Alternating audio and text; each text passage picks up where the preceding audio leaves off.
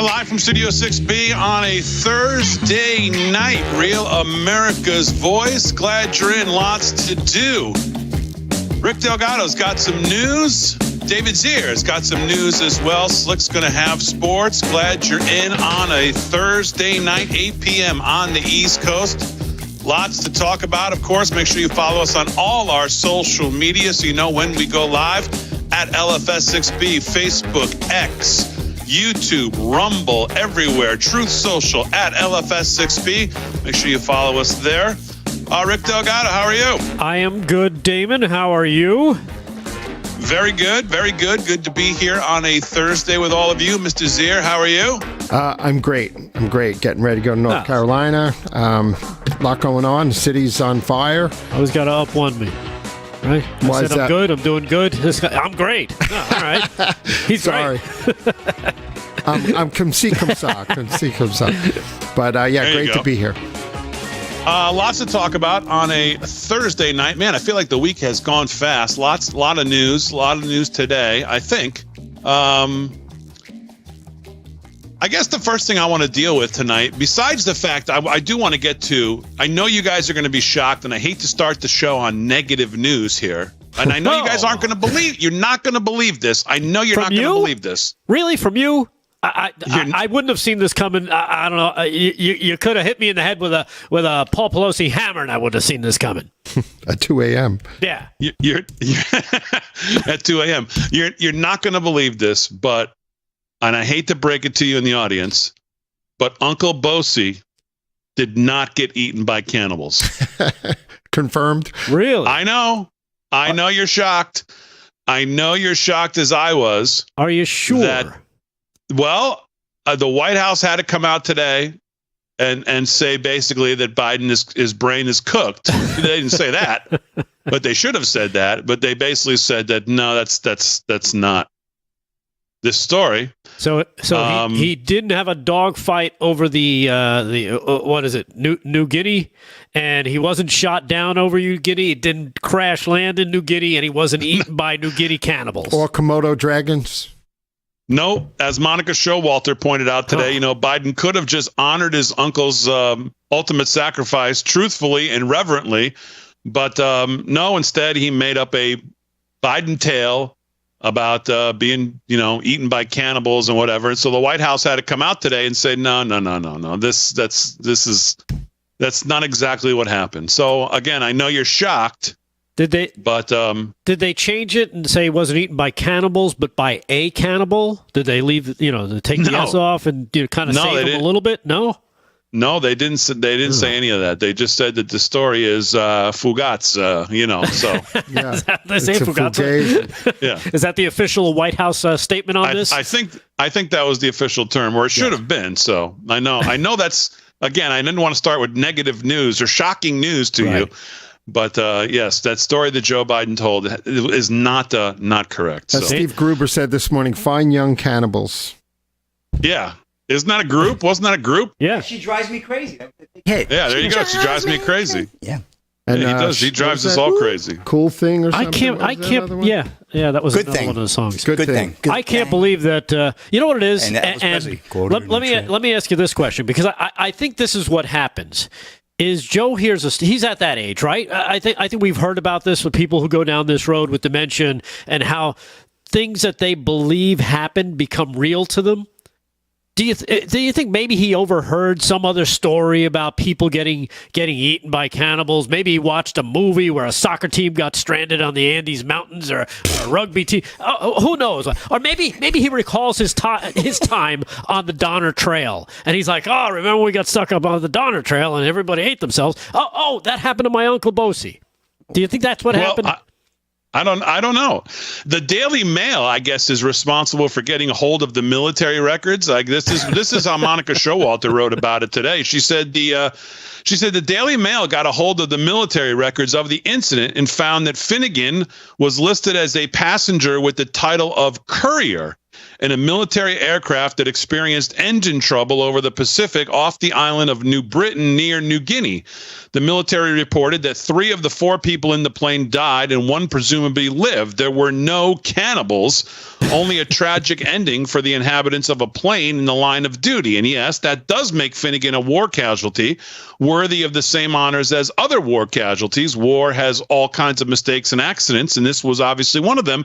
Terrible for those who lose their lives, but clearly part of a war effort making the ultimate sacrifice. Now, instead of laying out what happened, though, and just standing by it, Biden went for the laughs, the cannibal stuff, yuck, yuck, even though New Guinea has never had many cannibals, and the ones that ever were there were on the Indonesian side of the island, deep in the interior, and never exposed to white men, according to the Daily Mail. Well, everybody knows that.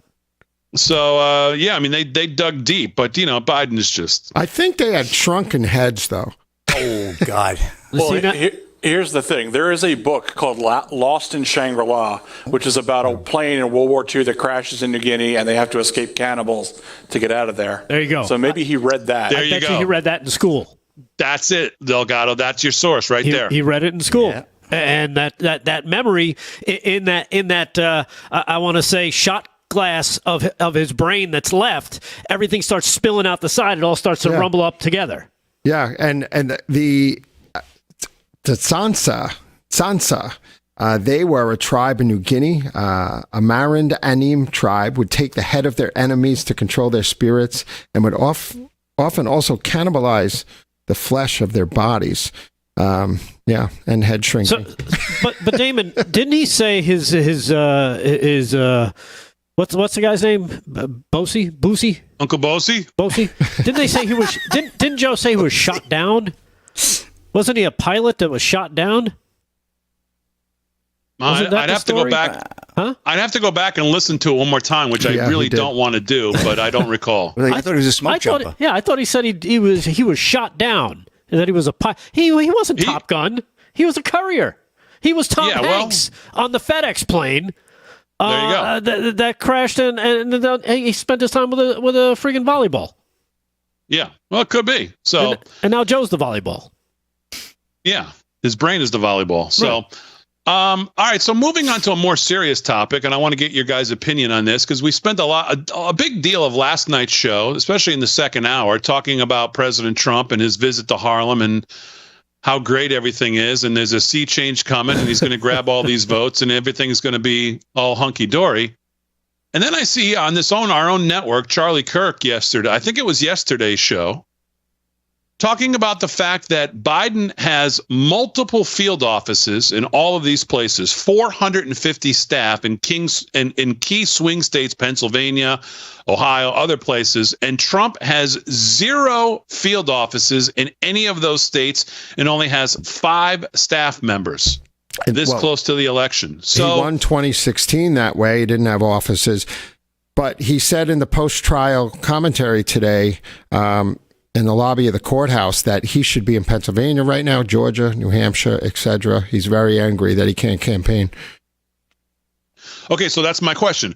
I'm taking Charlie at his word on the facts and what he knows. Is this a concern? Or like David already pointed out, you can look back on 2016, places like Michigan. I don't think Trump had any field offices till very late in the game, maybe even October. So is this a red flag right now, being whatever we are, 8 months out, 7 months out from the election, 6 months out, whatever it is? Is this a red flag or is this a non-starter for you guys? David, I'll come to you first. I would say probably not, because in 2016, his New York offices, it was just like an empty room. Nobody was in there. He was out. He had a grassroots movement, and I think his grassroots is stronger than ever. Yeah, I agree. Listen, the Democrats have the machine, though. The ballot harvesting, all that, they coordinate all that. But I don't know if it's a problem.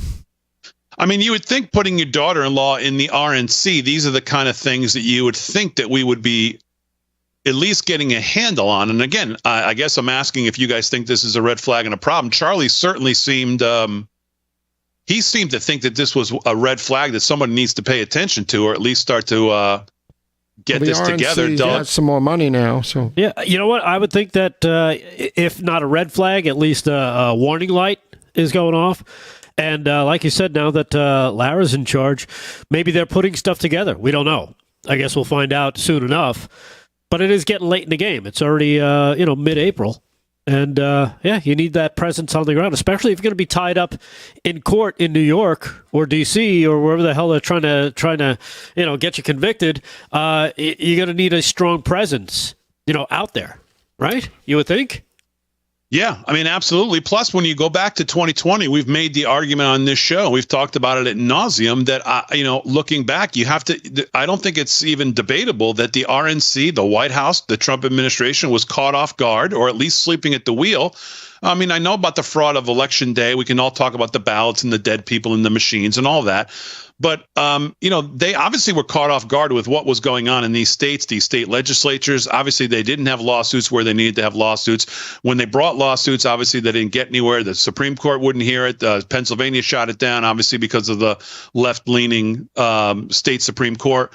So there's many issues you could look at in 2020 and say, geez, where were these guys? That's the last thing we need. Right. Especially with all the attention that election integrity has gotten, that it's on everybody's forefront of everyone's mind.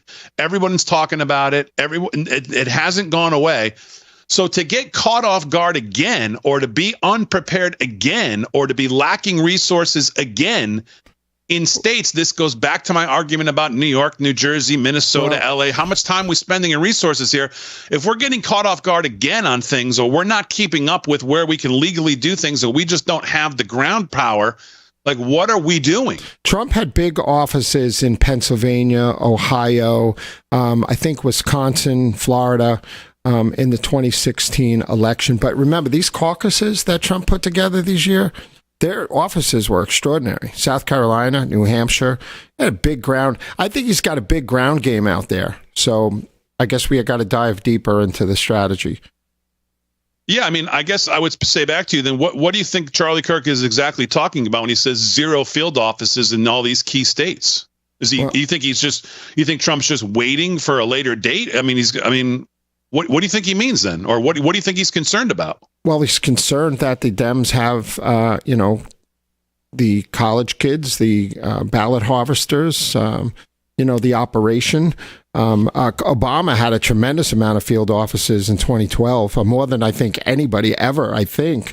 But, we have to see. I'll look more into it. And the other thing is, field offices, is my understanding, is they're not the cheapest thing in the world to run. And you have to wonder about the expenses, and obviously the legal bills and the expenses and the money raised and the money they're looking for. I saw another story today that the Trump team is looking for some kind of percentage from any down ballot candidates that are using his likeness in fundraising, that they want some percentage to go to his campaign. So again, things like that raise real red flags to me to say what's going on money wise and what's going on here. So I think it's something we need to definitely explore, because we don't want to get caught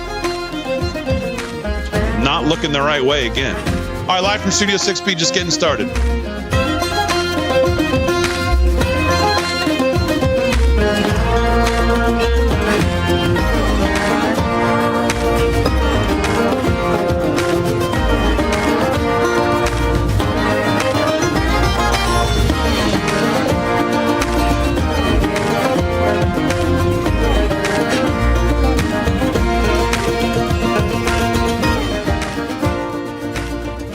Live on all the socials. Live on all the socials. Yeah, we are. Look at that. Hey, look at those 4 talking heads there on Facebook.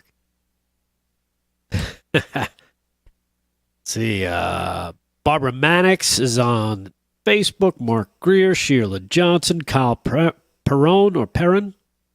We're doing a Bishop.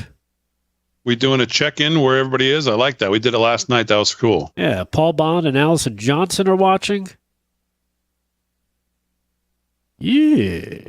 Welcome, Facebook chatters. Where does Ed Alsey live? Ed Alsey says, Damon, you have a big mouth. Why don't you do something?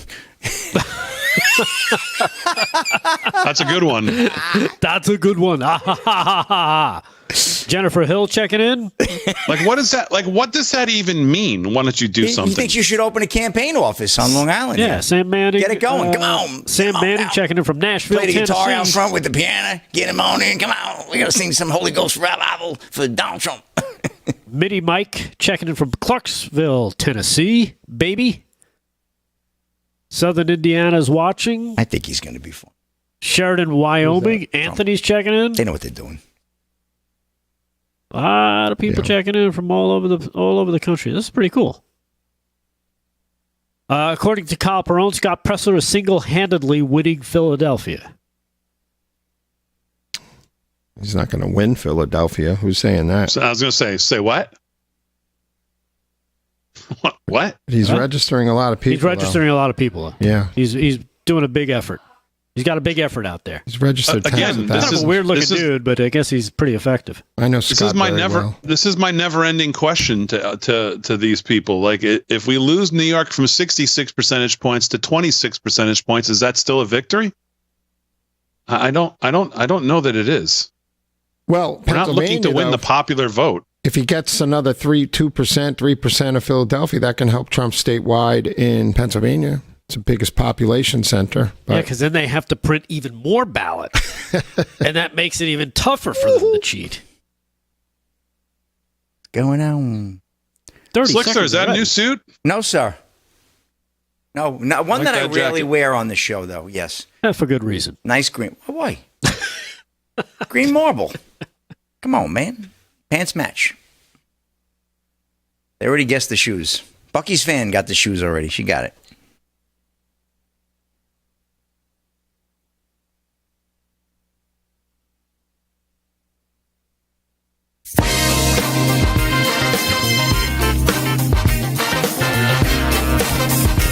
All right, 17 past the hour, live from Studio 6B on a Thursday night. Glad you're in. Rick Delgado's going to do some news. David Zier has got some news as well. But we're going to start with sports here at 17 past the hour, Real America's Voice. And, of course, that's with Slick Rick Ammirati. Sports is brought to you by Mike Lindell and My Pillow.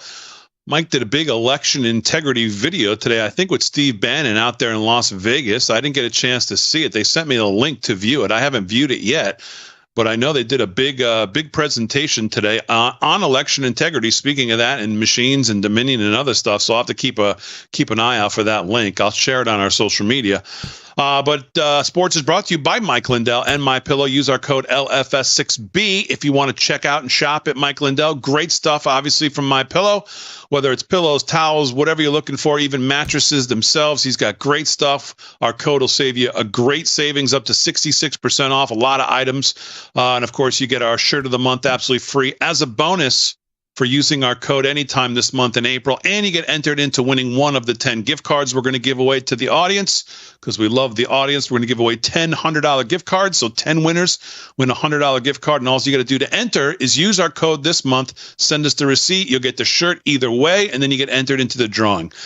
Slick Rick, what's going on in sports? All right, Big D. Well, the NBA is in the play-in mode, and right now the NHL is in the play-out. As this is the last night of the regular season before the playoffs start this weekend. So I just got a couple of games to run down in the NHL on the ice. So they wrap up this season wild right now, 1-0 over the Kraken in Minnesota, 9 to go there in the second. The Canucks blanking the Jets up in Winnipeg, 1-0, 14 to go there in the first. 9 p.m. you have the Sharks taking on the Flames in Calgary. Oilers out in Colorado taking on the Avalanche, 9:30. 10 p.m. Ducks visiting the Golden Knights in Vegas, and 10:30 you have the Blackhawks in LA to take on the LA Kings. NBA playing games are all set for tomorrow night, Big D. We got the Bulls at the Heat, win or go home, and the Kings at the Pelicans. Also a win or go home, and those are for the 8th seed in the NBA playoffs. All the other seeds are set. My Sixers will be taking on the New York Knicks in the Garden Saturday night, 6 p.m. And what do you know? I got to go to a fire department installation dinner. I'll be on my phone half the night, but I can't wait to see that. A couple other good games. We'll have full set on that Monday as well. MLB action, just a couple of games in action. For earlier today, we have, actually, these are all final. We have the Rays over the Angels 2-1. Rangers over the Tigers 9-7.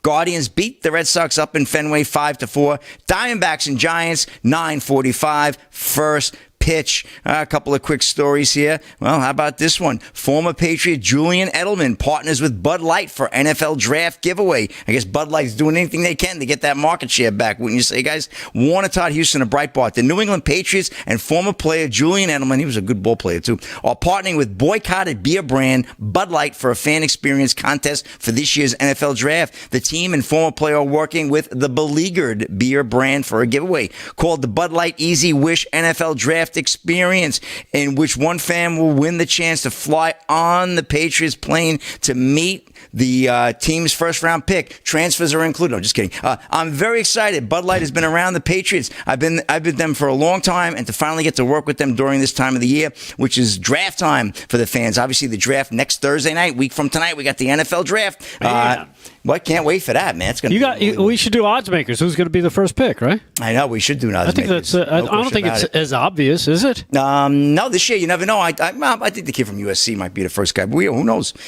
So there we go on to say we've seen all the celebrity fans, the former players. Now you get to be the person to go out and give the third-round pick of the New England Patriots. That's got to be a fun experience. Just thinking about it, I just thought it'd be fun. The ex-player Edelman waved off any worries about a backlash coming his way for working with the beer brand that has been under pressure after a year-long boycott for the twin slights of telling its customers that they are not sophisticated enough and hiring transgender activist Dylan Mulvaney as a spokesman. We haven't had that name in a while, right? It's kind of like everything. You're always excited for what's going to happen going forward, and we're on to the Easy Wish NFL Draft Experience. We're on to Easy Wishes, bro. As of March this year, it was estimated that Bud Light owner Anheuser-Busch InBev lost as much as $1.4 billion, would it be, thanks to the boycott efforts that sprang up in April of 2023. You believe that was a year ago already? Wow. As to who the Pats might pick with their time when their time comes, Edelman thinks it'll be either UNC quarterback Drake May, Caleb Williams from USC, who I mentioned earlier, or Jaden Daniels, but he warned he had zero sources inside the team telling him that. So we'll see what happens with that. But, it's hard to argue with a guy like Edelman. He's a man's man, so I guess they're trying to go completely full circle. So we'll see what happens with that. I don't know about Bud Light. I started to see people drinking the beer. I never drank it. The beer is disgusting, in my opinion. But I guess people are starting to drink it, Who knows? Yeah. Anyway, Big D, that's a wrap in sports for this segment. All right, Slick, very good. Sports is brought to you by MyPillow. Mike Lindell, use our code if you shop there, LFS6B. Let's do some news. And here with the news is Rick Delgado. News is brought to you by our friends over at 7Cells, 7cells.com. Great stuff for your health, for your skin. Check them out, 7cells.com. LFS6B is the code, 20% off. Rick Delgado, what's going on? Yeah, well, this actually happened 2 days ago. I've been meaning to get to the story. It keeps getting pushed to the side, but needs to be talked about as NYPD officers fill Queens courtroom as suspect in policeman's death are arraigned. We're talking about the two suspects, Lindy Jones and Guy Rivera, facing charges in connection with the shooting death of NYPD officer Jonathan Diller. New York City police officers filled the hallways, the pews of the Queens courthouse in a sign of solidarity for their fallen NYPD brother, Officer Jonathan Diller, as Jones, who has been charged in connection with the shooting of Diller, was arraigned on Tuesday. Jones and Rivera were indicted earlier this month on charges connected to the shooting death of Diller in Far Rockaway last month. About 100 NYPD officers were seen in the hallways and the back benches of the Queens courthouse, awaiting the arrival of Jones. Kind of a big day, basically, for the NYPD as they stand together. When Jones walked in, he was surrounded by 3 court officers and his attorney, who told the judge on the bench that his client was to be presumed innocent. Yeah, no kidding. That's the way this is supposed to work. Rivera, who was suspected of fatally shooting Diller during the traffic stop, was indicted on first-degree murder and first-degree attempted murder for attempting to fire his weapon at an NYPD sergeant also at the scene. So that happened on Tuesday. And, of course, a lot of people coming to the support of the Diller family, including more than 250 Long Island pizzerias, Damon. Yes. Over 250 Long Island pizzerias unite to benefit fallen police officers. This happened yesterday. Restaurant owners across Long Island teamed up to support Detective Jonathan Diller's family, along with several police organizations. Over 250 pizzerias will donate $5 from every pizza sold yesterday, Wednesday, April the 17th. Funds are going to go to the Diller family in his hometown of Massapequa Park and law enforcement-related charities, including Beyond the Badge, New York, Project Thank a Cop and the Silver Shield Foundation. So if you went out and bought some pizza yesterday, you were part of the benefit. We got one yesterday on my job site. We brought in a pizza from Gino's here on Long Island. Really great place. And right on the cover of the box, it said funds going to the police, support our police. Yeah. And again, a lot of people turned out, and a lot of people, shelled out as well. Little things like this tend to go a long way, and it's a nice way to show how you can support the police, even something as simple as getting a pizza. Unfortunately, there's too many of these stories that we have to raise this money for. Obviously, Dave Portnoy, I saw Portnoy on with, I think he was on Fox Business, talking about the deal he's doing. They're selling shirts for the Upstate family, and I think they're almost at $1 million. Dana White called and donated $100,000. They've sold, I think, 300,000 worth of merch, and then Portnoy's matched the 300,000 in merch of his own money. So they're about 700,000-800,000. They're trying to get it to $1 million. Right. So just great stuff happening. Obviously, speaking of pizza, that's what Portnoy is known for, pizza reviews. So the New York pizza place is stepping up, obviously, in another horrific story. But, it's like you said, good things come out of terrible stories. It's good to see people stepping up on these kind of things, but we wish we didn't have to. Yeah, exactly. And that's a wrap for news right now. I got a CIA story you're going to like a little bit later. Oh, boy. Yes. All right, well, we'll do some more news when we get back with David Zier and with Rick Delgado. We'll do it live from Studio 6B on a Thursday. We're back right after this.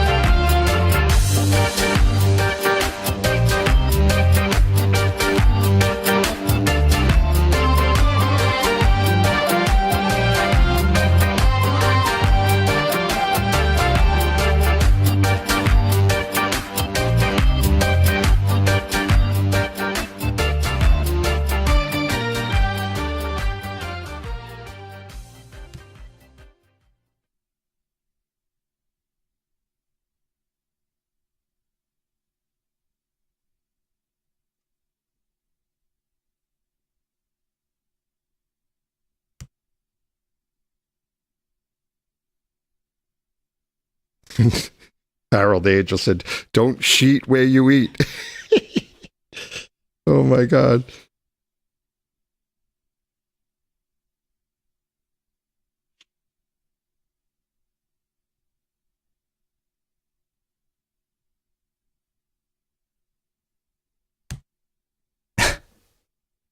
You got that right, David.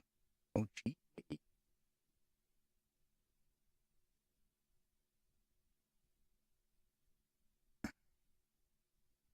These are the exact same questions, topics that we had last time he was on. I mean, it's just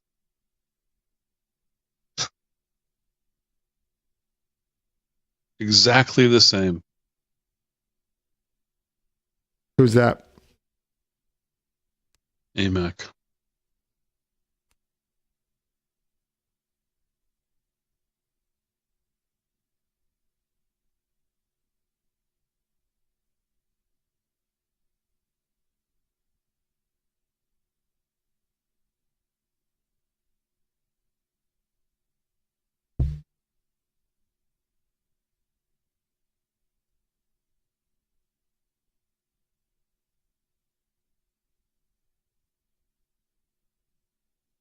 Rick Delgado. How was your day today, young man? Hey, guess who I'm going to see tomorrow? No. I'm going to see Congressman Nick LaLota at an event. Somebody told me I should go. It's not a fundraiser. It's for an organization I belong to. Nick LaLota. And I got to see Garbarino next Sunday. Anything you want me to tell him? Any message for Andrew Garbarino, Big D? Get out of pen. Yeah, he's a loser. I'll tell him he said that.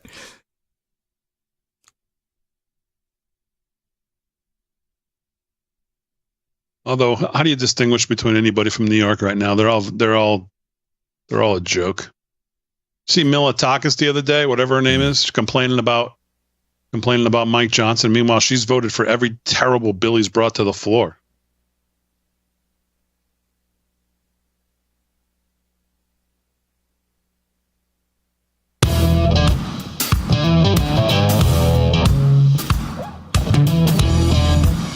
All right, 30 minutes past the hour, live from Studio 6B on a Thursday night. Real America's Voice. Glad you're in. Lots to do. We'll do some more news with Rick Delgado. We'll do news with David Zier, of course, the host of Breaking Point, 8 a.m. right here Saturday mornings on Real America's Voice. We'll do some more sports with Slick. Lots to talk about in the news, other things going on. I have some updated information on COVID shots because I know no one else wants to talk about it anymore, but I do. So we'll get to that if we have time. But please, right now, welcome back to the show, our good friend, the Senior Vice President of AMAC Action. That would be one Andy Mangione. Andy, welcome back to the show. How are you? I'm doing great. Good to be here. It's good to have you on a night that we spent the first segment talking about what's going on in Pennsylvania and what's going on with the Trump campaign and whether they have enough field offices and getting involved. And I know you guys got a big event coming up in Pennsylvania. I want to talk about that, but let's get to this first thing here. Because obviously we're talking about the election. We're getting closer. And the Missouri State Senate recently passed a constitutional amendment that would prohibit the use of ranked choice voting. You guys were involved. Tell me about this. Absolutely. We're excited about this. You mentioned that the Missouri State Senate recently passed a resolution. Not only does a resolution ban ranked choice voting, but it also ensures that only U.S. citizens can vote in Missouri's election. So what the resolution says, it puts a referendum on the ballot in November so voters can decide whether or not they want to amend the Constitution of Missouri to include these two important election integrity measures. The House just passed a similar measure recently. So there's a lot going on there. And it's overwhelmingly popular, by the way, with Missouri voters to have only U.S. citizens vote in their elections. Go figure. Yeah, well, it's good to hear because I question whether that stays the same, remains the same throughout the majority of the country as you see what's obviously the left and the Democrats are trying to do. How does AMAC decide things like this? Like I see the press release on this and it says, you guys were working with the Election Transparency Initiative, Liberty Alliance USA, Honest Elections Project. How does AMAC, of all the things that you guys can be involved and probably are involved with, how do you guys narrow down what specifically, like things like this thing in Missouri, how do you guys narrow down to what you're going to really focus your energy, your money, and your resources on? Our members do that for us, Damon. We're a member-driven organization, and they made it clear almost 4 years ago that they, right after the 2020 election, our members demanded that we get involved in election integrity. And that could be many things. It could be voter ID. It could be getting rid of ranked choice voting. It could be ensuring that only citizens vote. It could be many, many things. But our members demanded after the 2020 election, we get involved in election integrity, making sure our elections are secure, making sure their sacred right to vote counts. And we quickly figured out that this battle is taking place in the states. And we're in coalition with the organizations that you mentioned and many other conservative groups that are trying to counter what the left has been doing to our elections for decades.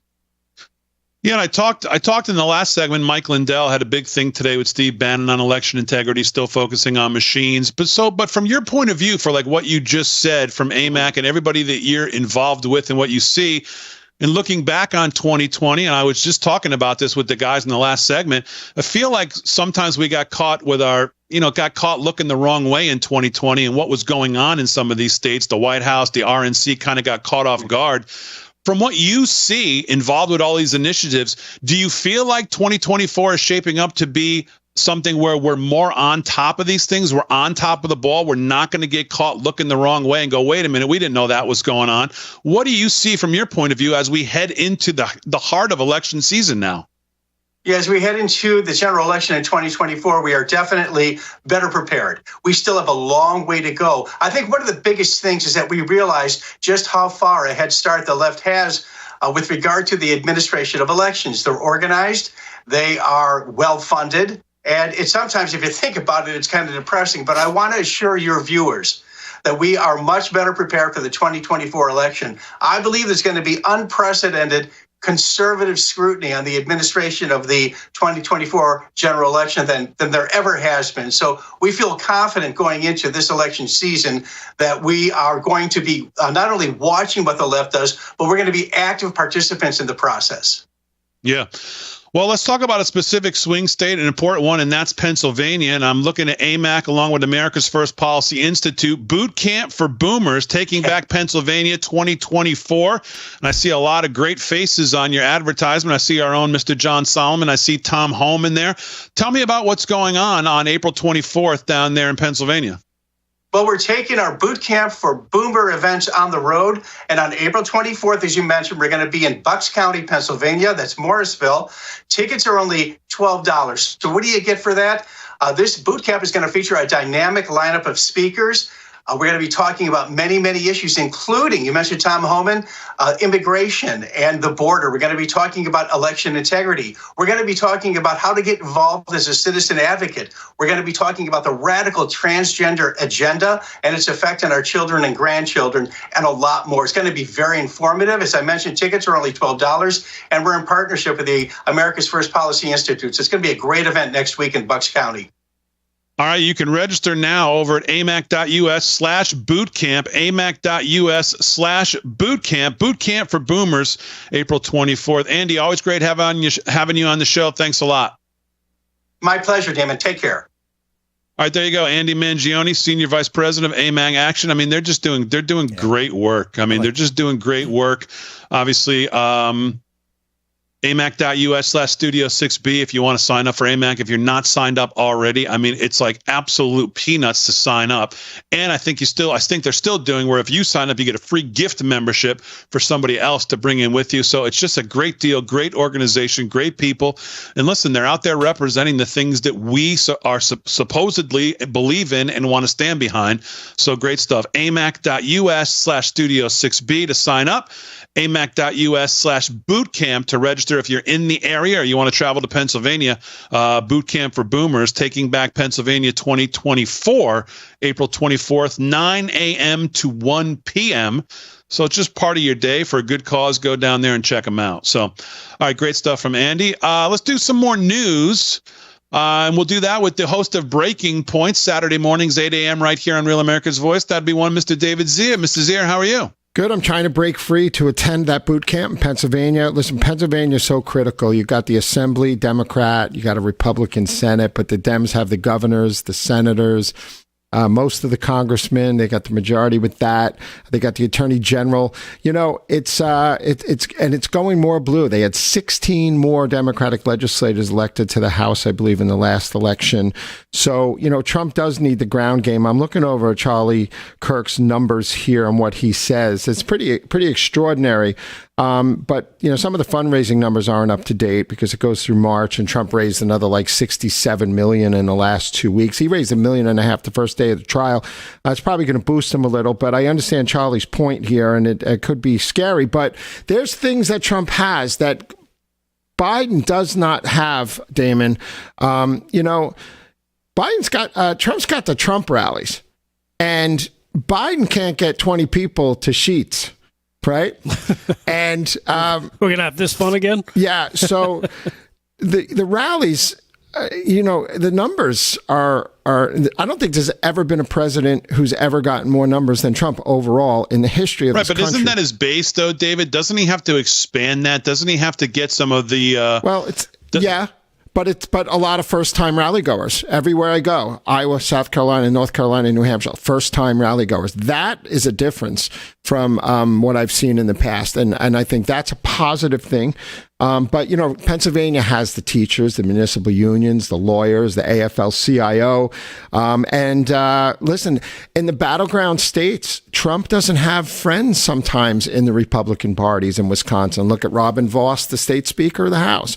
Look at what's going on in Michigan. You know, they're in bed with the Chi-Com, with the Democrats, trying to give them $7 billion for EV battery plants, you know. So Trump definitely has an uphill battle, but there's one other thing I just wanted to point out. I spent a lot of time on the ground, like 10 times in New Hampshire, 10 times in Iowa, South Carolina, North Carolina, Pennsylvania. They have a lot of enthusiasm. There's a lot of enthusiasm. And the other thing is that Trump has surrogates that Biden doesn't have. Trump's got the most popular people, like Vivek for the young people. He's got all these people out there. His surrogate movement in South Carolina, Haley had nobody. She had nobody, literally. She had like one person that was famous, you know. But Trump's got that. So I'm not going to pin it all on, oh, people are just going to come out and vote for Trump. But there are some positives going on. But Kirk makes a great point. They got to get, you know, everything. They got to throw everything at it. But there's more money now available, and I think he's going to continue to fundraise during this process. I just wanted to cover a couple of quick things. I have more stories for you later. Speaking of COVID lockdowns, we have this Dr. Phil video looking back. Did I put that up for cut number 4? We don't have to play the whole thing. You know, when this COVID hit, it was pretty frenetic for everybody. In the beginning, nobody knew what was going on. And when they said, we're going to take a time out here, we're going to ask everybody to really stay home, withdraw, shut the door, and that's going to slow the roll. That's going to slow this thing down. You remember that? And then all of a sudden, a few weeks turn into months, and months turn into 2 years. You expect there will be a plan, a readiness plan, that takes into account all the collateral damage that can come from doing something like that. And then you start seeing all of these problems, and you hear people say, well, we did the best we could with what we knew. No, they did not. They knew better. And if they didn't know better, they damn well should have known better. That's what they're paid to do. Amen to that. When I stepped up in the beginning and said, this lockdown, this quarantine is going to create more problems with quality of life than that COVID is going to do in taking lives, people looked at me like I was insane. I got criticized, called a heretic, said, well, what is he talking about? I'll tell you what I was talking about. I was talking about exactly what happened and is happening. And what's more, when you shut down the schools, the day you shut them down, you better have a plan for reopening them. Yeah, I didn't see a plan for them. We can get out of that. It's just the point that he's, you know, I don't know when even that air date was, but I thought it was really cool. And, you know, my wife's a teacher, and any teacher will tell you, if they're honest, that there's been a grave effect on our children, right? And if this happens again, it's going to be even more damaging. And we've hurt a generation of children. So that's all I have for now, Damon. All right, very good. Speaking of COVID, I have some things, actually a big thing on Pfizer that came out, big study. And I mean, to Dr. Phil's point, and it takes me back to literally the first article I ever brought to the attention of this audience when we just had started. I don't even know if it was before the lockdown or after the 15 days, whatever it was. And I forget the doctor, somebody out of Stanford. He said, we are making decisions without reliable data. He was screaming it from the rooftops, just to Dr. Phil's point. And boy, I'll tell you, I'm afraid that there's so many in government that would still make the same mistakes again. All right, live from Studio 6B, more news and sports coming up on a Thursday night right after this.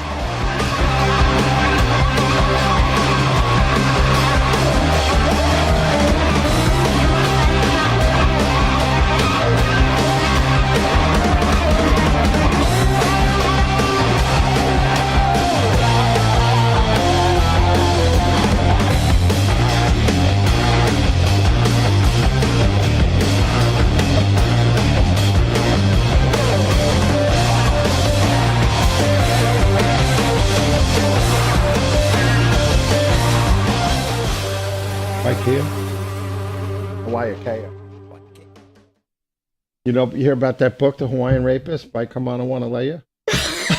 We're on Facebook right now, Mr. Zia. Hi, Facebook. Sorry. Pound in the ground, Mr. Bad jokes. Zia. Bad jokes.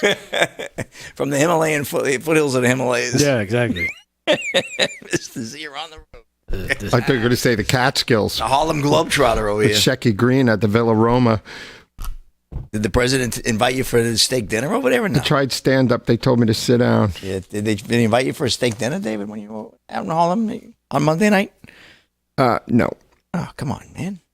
But they're awesome. The team is like the best. They're so nice. He's got a really good team. How do you look? Fired up? Oh, Always.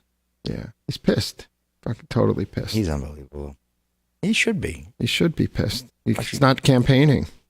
My line with everybody I talk to, like, everybody I see, like the car guy says, do me a favor. Just vote with your checkbook this year. And they go, you're right. I'm like, yeah, vote Republican. You got to vote for Trump. Just Yeah, vote with your checkbook. You like your gas pump? You like your grocery bill? You like what you're paying everywhere you damn go? Your insurance? Vote with your checkbook, if nothing else. And I'm talking to I'm talking to hardcore people. Oh, I don't like Trump. I said, I don't care. Vote with your checkbook. Yeah. And then you'll love him in the end. Oh, really? Oh, really? I just want to. Can I just mention one thing when we come back? No. No, Damon not comes tonight. back. I forgot to say something important. You've done enough damage. No, here. you've done enough. Yeah. Yeah.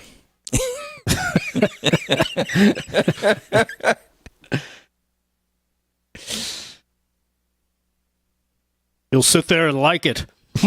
Where did Big D come down when he couldn't eat? He's in quarantine tonight, huh? Yeah. Here's the plague. Who's got the plague? Big D. Big D. You got the plague again? Oh, my Lord. He'll be out for a year. He's got to go to that funeral tomorrow. Damon, what?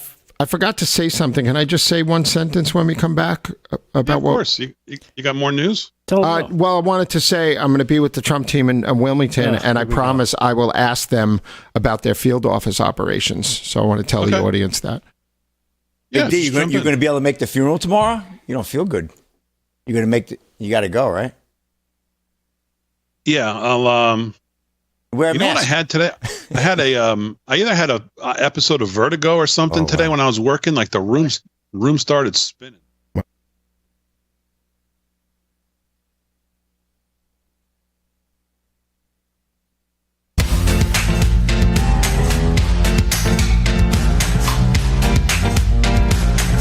All right, 13 to the hour live from Studio 6B on a Thursday night. Real America's Voice. Slick Rick's doing sports. Delgado's doing news. David Zier is doing some news as well. Mr. Zier, I know you had some other news you wanted to tell. Well, I just wanted to tell everybody that I will be on the ground in Wilmington, 7 p.m. We're bringing you live Trump coverage, but I will be with the Trump team. And maybe Lara be there, Michael Watley, they're both North Carolinians. And but I'm with the team, and I'm going to put them on the spot and ask them about field offices. And if I do interviews with like Ted Budd or any other congressman down there, what are they doing on the ground to catch up to Biden? So thank you for bringing that Charlie Kirk thing up. Yeah, I mean, I think that's a good question, right? I mean, listen, you can never be rather be safe than sorry. We got to know what's going on. Where are we with ballot harvesting, by the way? Do we have an operation on the ground to keep up with the Dems on that as too? Because listen, we're playing against people who play with brass knuckles, like we've talked about. So we need to be throwing it all out there. So. All right, very good. So David Zier on the ground, obviously. When's our coverage on? That's on Saturday? Saturday, 7 p.m. If it's earlier, I'll know more tomorrow, but he should be speaking around 7. All right, there you go. Very good. Let's do some more sports. Sports is brought to you by Mike Lindell and MyPillow. LFS6B is the code to use at checkout. Slick Rick, what's going on? All right, wanted to get to this story. The NHL has approved the Arizona Coyotes move to, guess where? Salt Lake City.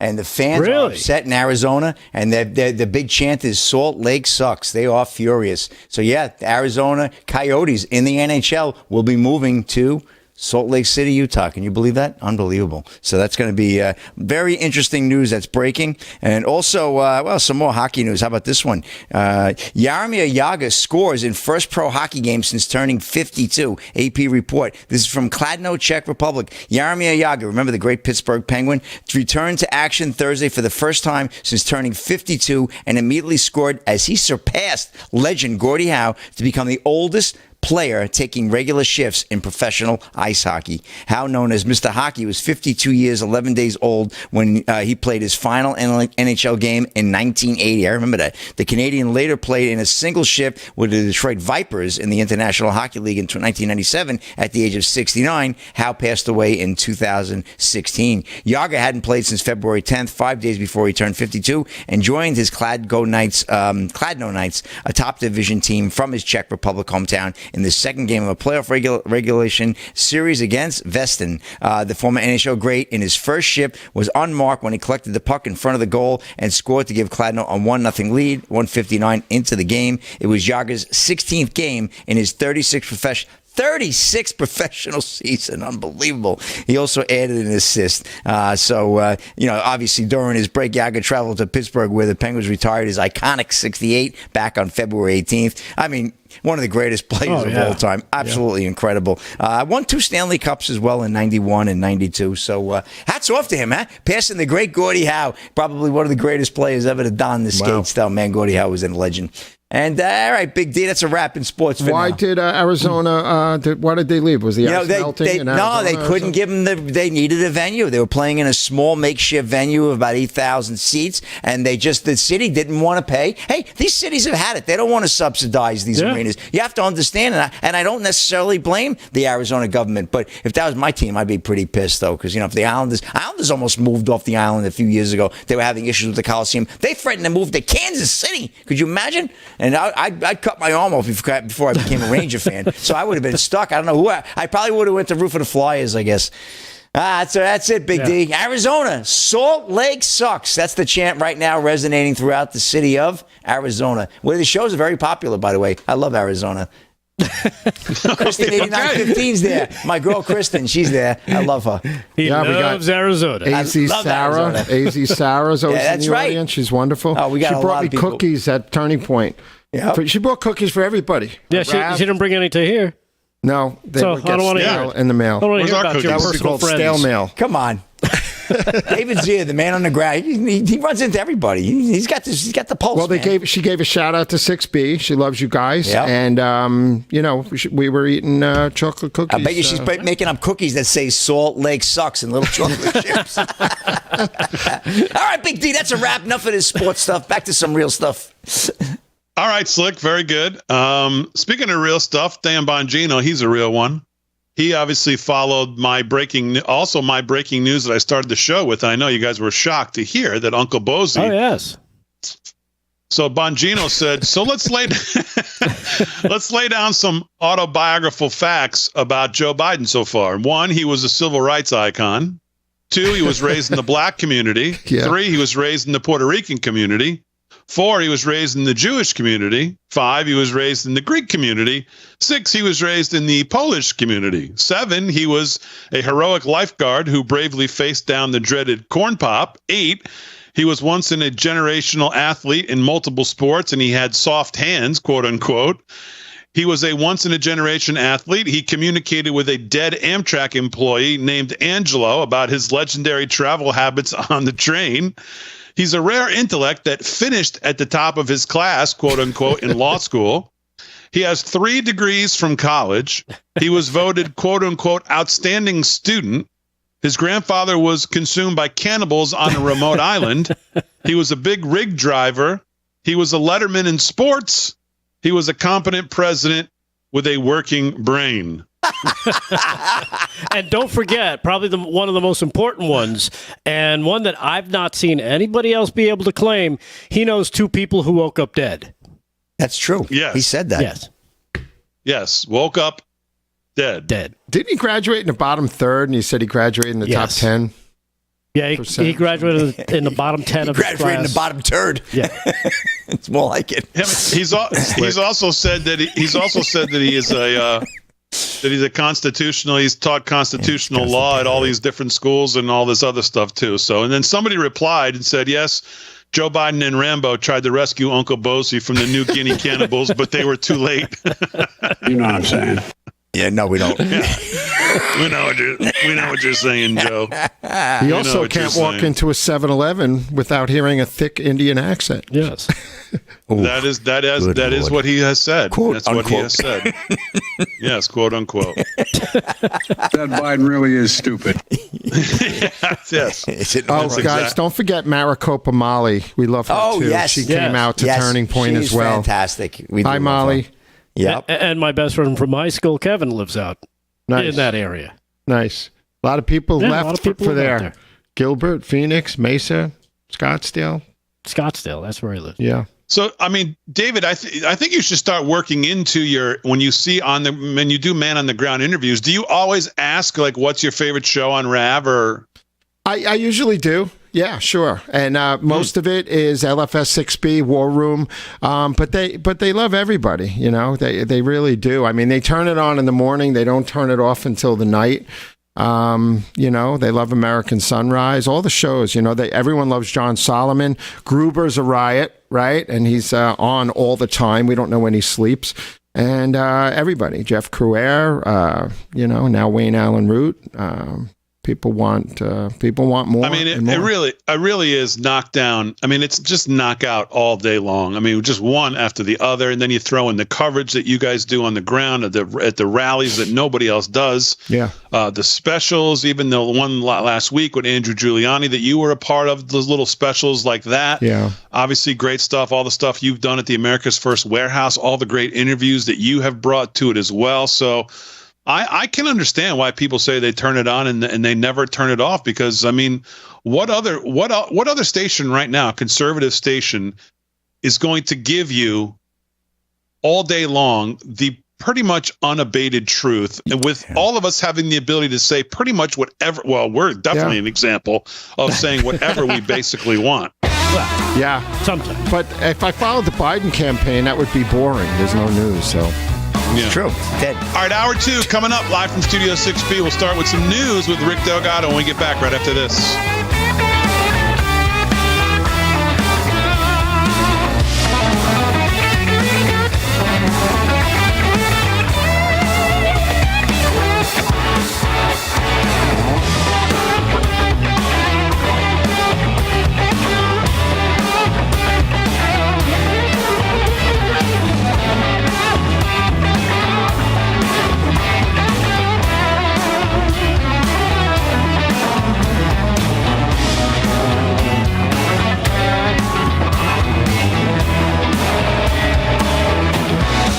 Us to have an event there.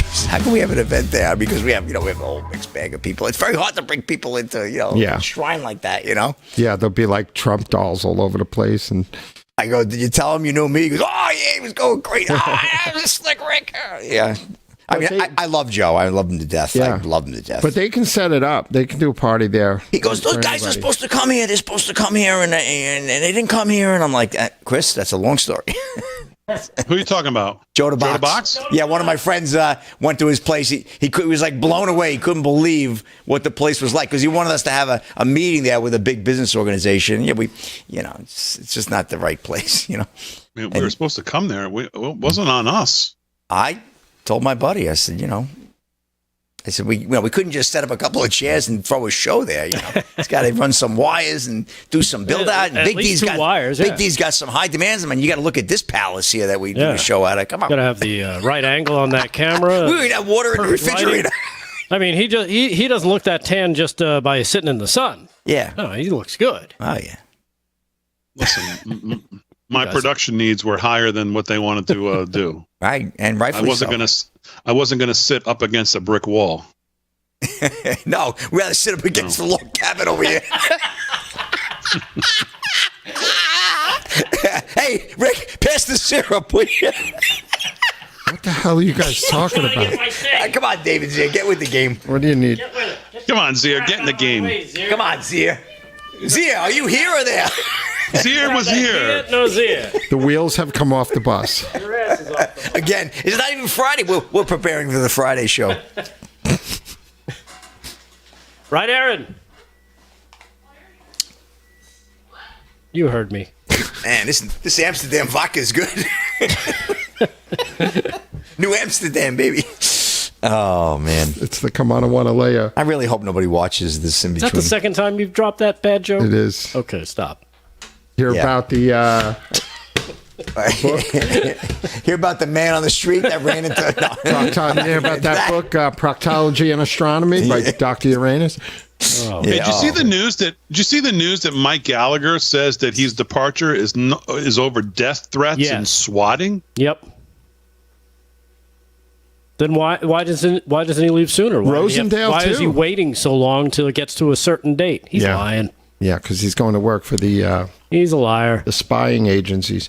You know, Rosendale...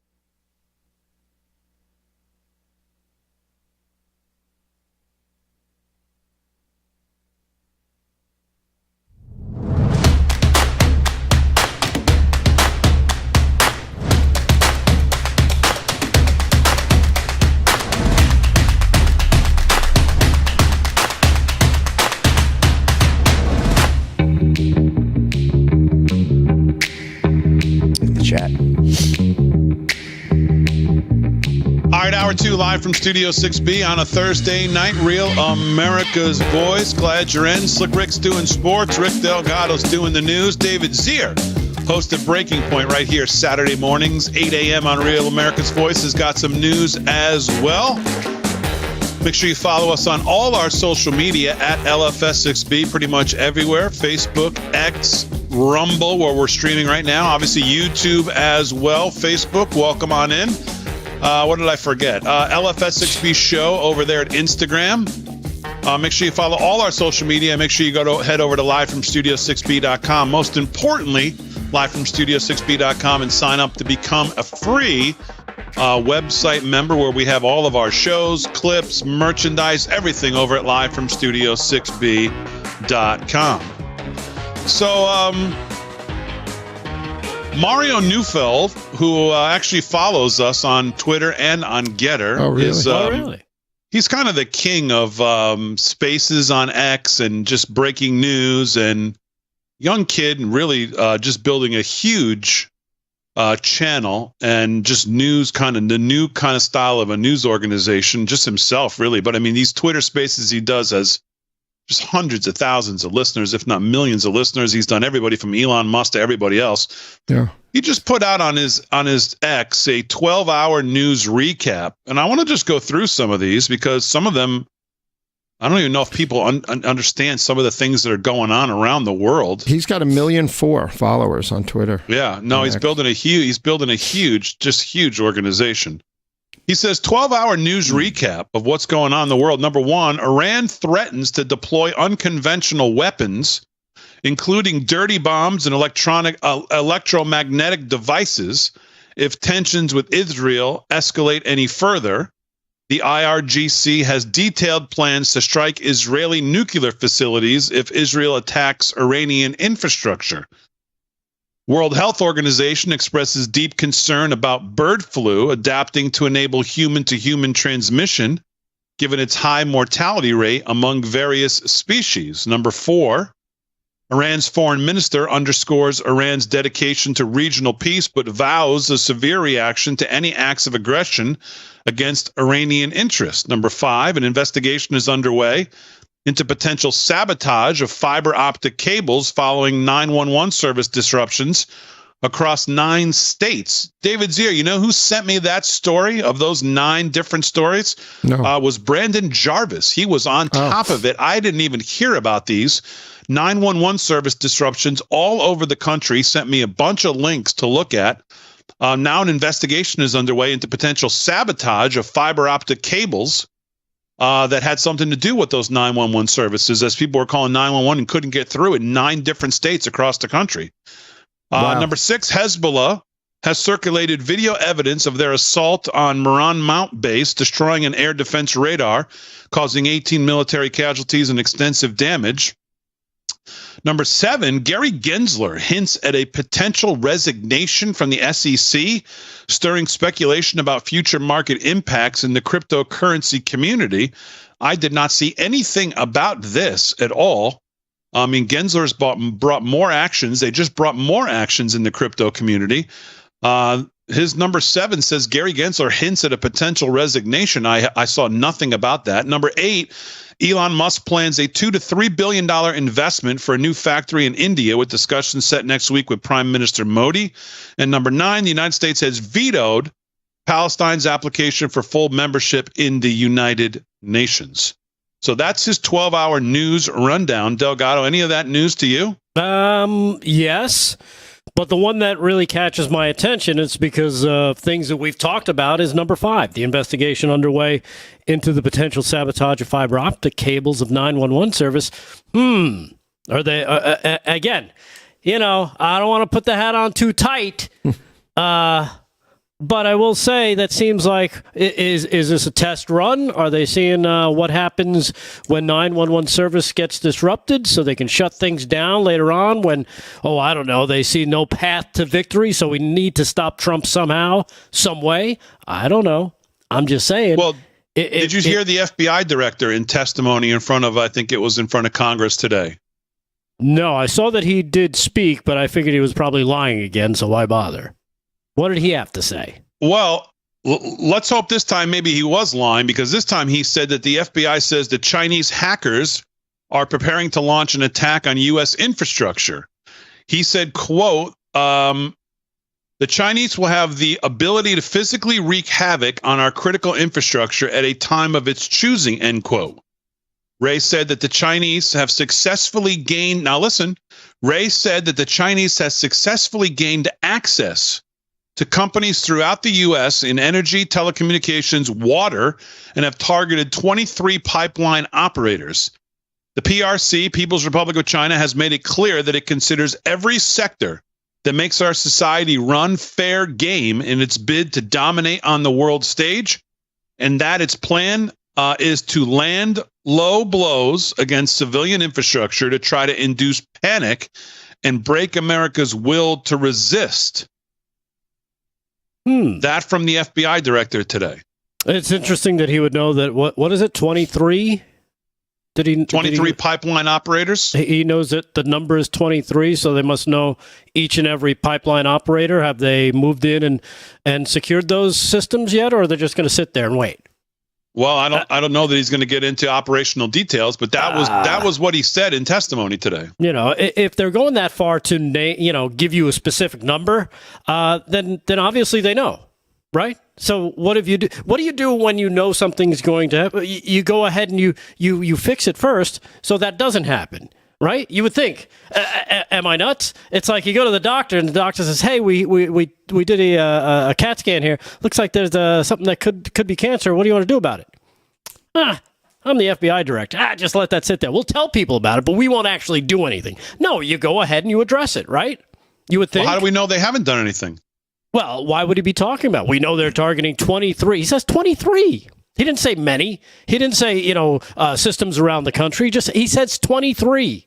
There are certain things where you just kind of scratch your head going, how do you know the number? If you know the number, that means you know who they are. How are you not making sure that these companies are notified and that they fortify their system against a hack? Well, I don't know. Listen, we've got a massive cybersecurity effort, but unfortunately, some of it's being used against us. Yeah, by the same people who are running it for us.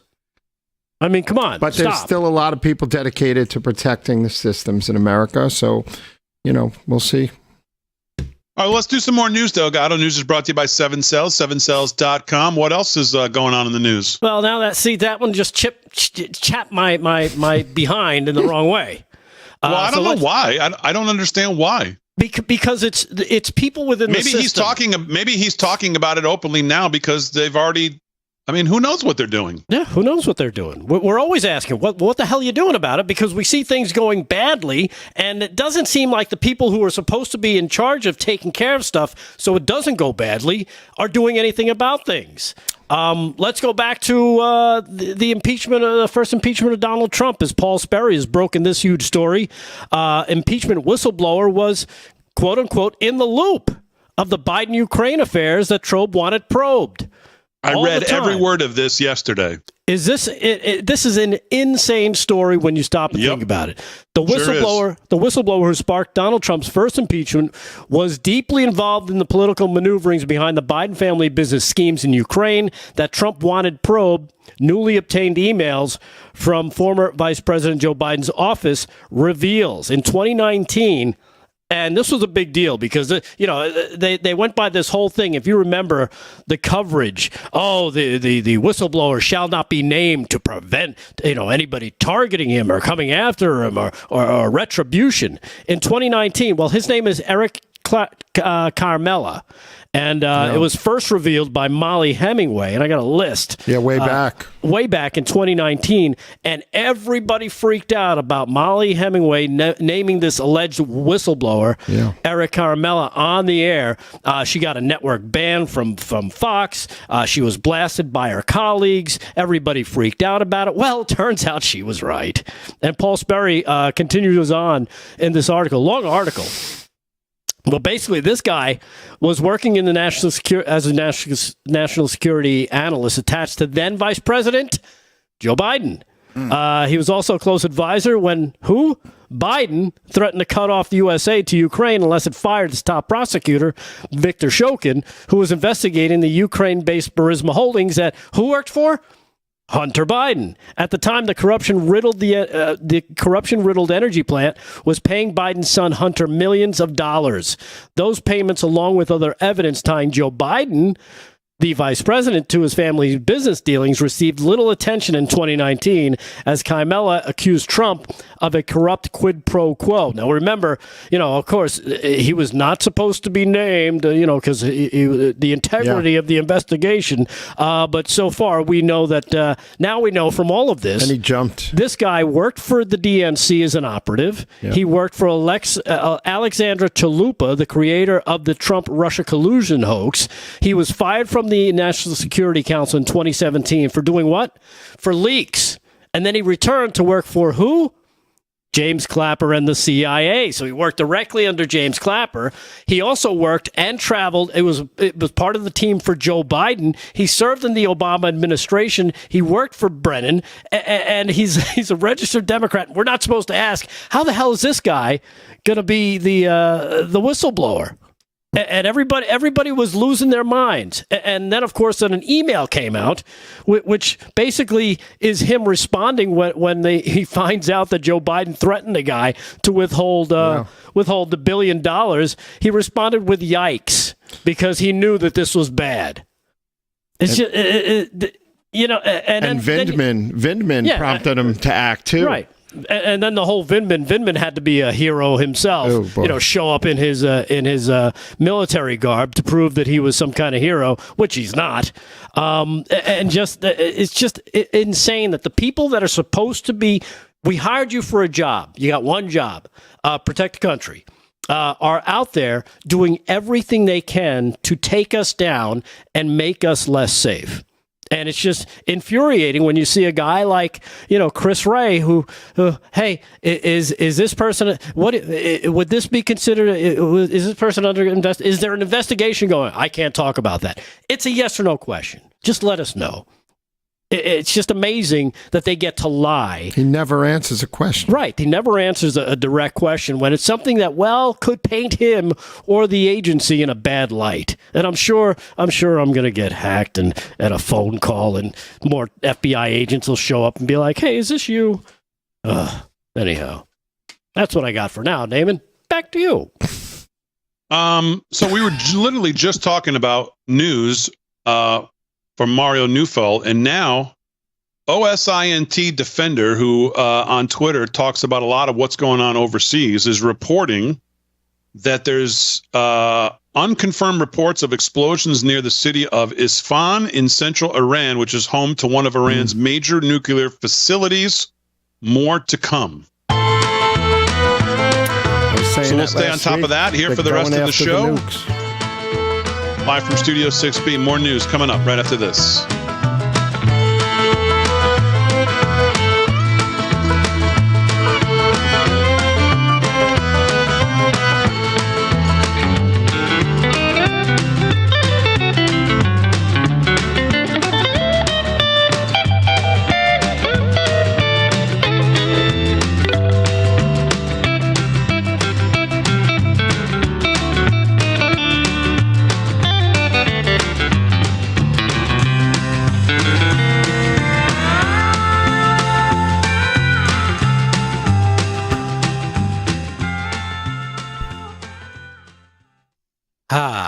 Yes, three explosions reported in Isfahan, Iran. I say that 3 times. Oh, that's Iran? Yeah. Oh, I guess they must have retaliated, huh?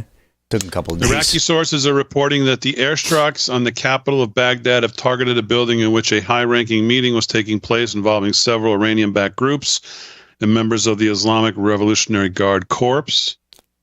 According to Sky News Arabia, at least 3 large explosions were heard near the city of Isfahan in central Iran. I'm just Syria going through this. and Iraq also. A radar early warning site of the Syrian army near the city of Isra in southern Syria has reportedly been targeted by several airstrikes, likely Israeli, within the last few minutes. Intense air activity by unknown aircraft reported now over the northern Iraqi cities of Erbil and Mosul. Explosions so far have been reported in the last few minutes near the cities of Isfahan and Natanz in central Iran, which both contain significant facilities for the Iranian nuclear program.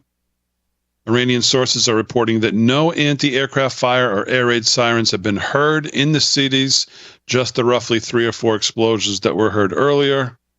And then the latest one from them is supposedly video. Israeli airstrikes just minutes ago targeted El Thahala Airport in southern Syria. This video doesn't look like much. Looks like just a black sky. But Syria, oh boy, you want to get them involved in nuts. Could be where the IRGC is headquartered in Syria, outside the Bekaa Valley. I'm good. Knew it was coming. All right, so he's actually in a Spaces right now. Who is? Mario Newfall? Mario Newfall, yeah. Is that how you pronounce it? Newfall? I think it's Newfall, something like that, yeah. Norfolk. I don't hear anything but music. I guess he's just starting it. I don't hear any talking. All right, we have no reads here, right, Fran? Nope, not tonight. Hallelujah. All right, so we'll do sports here. Delgado, you have more? Yeah. Okay. I promise not to be as angry. Hey, you be as angry as you want, pal. Yeah, you can be whatever you want to be. This is 6B. B.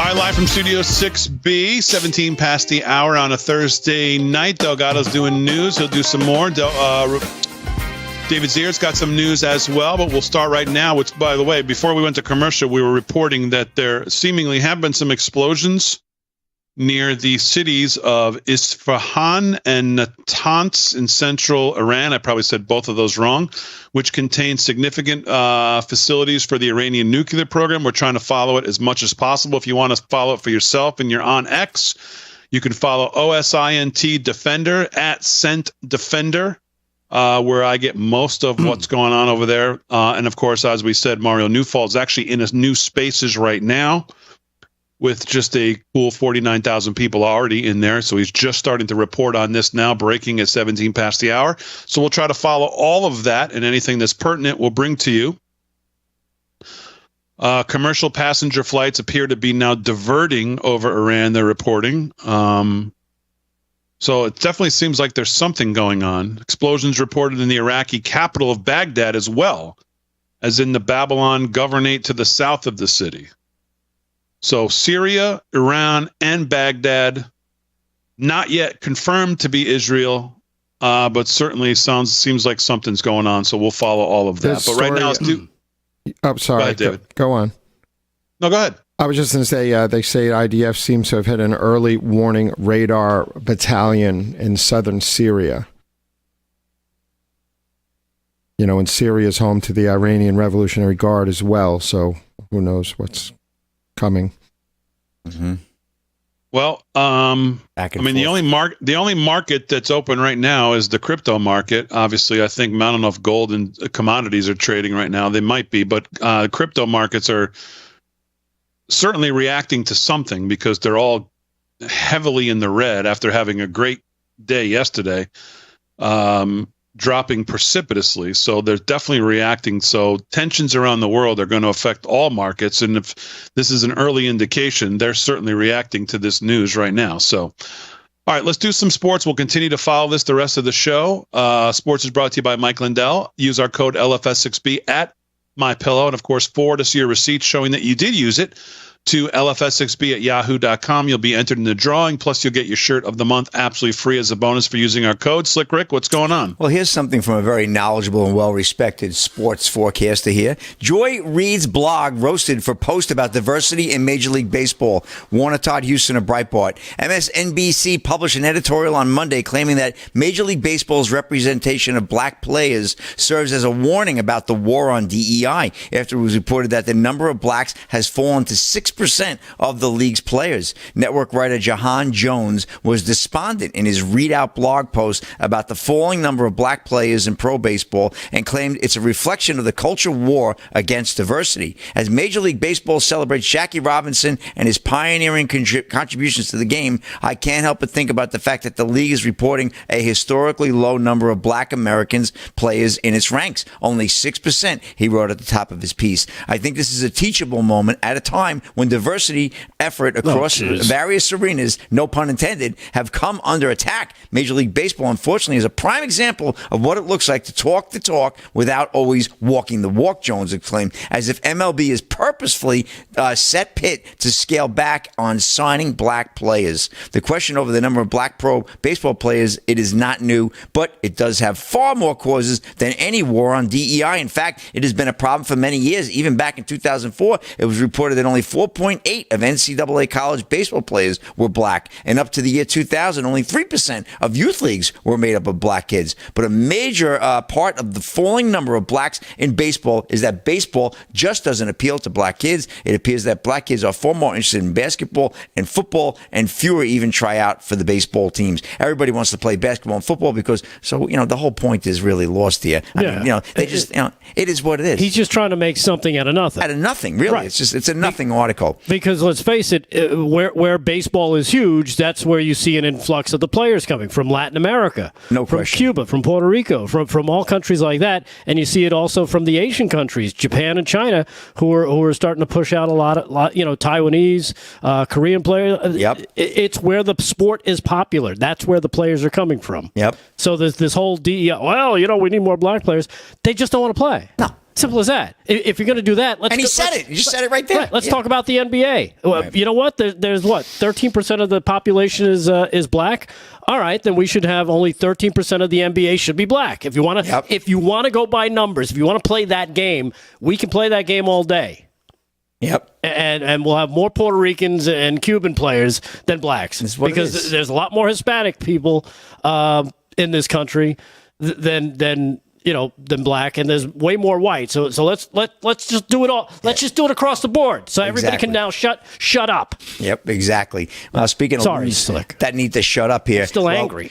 Caitlin Clark blocks Antonio Brown on X after inappropriate post. This is from TMZ Sports. Caitlin Clark, of course, the great Caitlin Clark, has clearly had enough of Antonio Brown's social media antics. She just blocked the ex-NFL player after he posted inappropriate things about her on his X page. AB took to the app not only once but thrice on Thursday to say crass things about the WNBA's newest star following her Indiana Fever introductory press conference in an apparent attempt to be funny. But most rolled their eyes at the post, including Clark, who straight up blocked the former Tampa Bay Buccaneers wideout for the behavior. Brown, though, still attempted to troll her Thursday, calling her cracker of the day while sharing a screenshot of her block. It's hardly the first time Brown's conduct has ended like this. It wasn't long ago when both Tom Brady and Joe Biden had to throw a block AB's way for his social media post. Even DeMar Hamlin did it recently following a brief spat with the ex-Steeler on the site. As for Clark, it was the second time on Wednesday she had to deal with things she likely would have preferred not to, as a reporter was forced to issue a mea culpa following a super awkward encounter he had with her. I'm sure you heard about that. But from the looks of it, Clark is rolling with the punches just fine, staying focused on becoming a difference maker of the Fever. We covered it all on the last episode of the TMZ podcast. So anyway, I think Antonio Brown has his own fever, Big D. He's a real nut job, that guy. So that's it. That's a wrap in sports. AB, back in the news. Anything for attention. All right, Slick. Very good. I'm just trying. If I look distracted, I apologize to the audience. I'm trying to follow everything that's going on here. Trey Yingst from Fox News is now reporting as well, following reports of large explosions in Iran, Iraq, and Syria pretty much simultaneously, working to confirm and gather more information now. So now you got mainstream outlets. Not that X and Mario Newfall's not mainstream. They're becoming really the new go-to before you even go to someone like a Fox News, but. Starting to get more and more, certainly something is going down here. Like I said, markets are reacting to it. Somebody messaged me as well, and I want to thank Edward for saying gold, silver, Forex, and other commodity markets are open and trading. I thought they were. I have not looked at those charts to see what's going on there. But certainly tensions rising around the world as we try to figure out what is going on tonight. But certainly something is going on. So I'll continue to try to monitor all of this as much as I can. How much time do we have here? Do we have enough time for news, Delgado? I can't see a clock. Only a minute? All right, so we'll wait. A minute. 1:40. Okay, well, if I just shared on our Twitter, on our X, I can't get used to saying X. There's live. We have live webcams of Israel, Iran, Syria, all live. I just I can't pin it, but it's the first thing at the top of our X. You got live cameras of all of the places that I guess would be involved right now of what's going on. That's actually shared by him. I shared it on our X as well. So if you want to follow this, there's also a Spaces going on right now as well. We'll try to bring as much to you as possible. As we continue to see the breaking news here, there's some action in Iraq, Syria, and Iran, whether it's Israel responding. We have got no confirmation of that yet, but more and more people are reporting on it now. So we'll continue to monitor this through the commercial break. And for the rest of the show, 26 past the hour, live from Studio 6B. We're back right after this.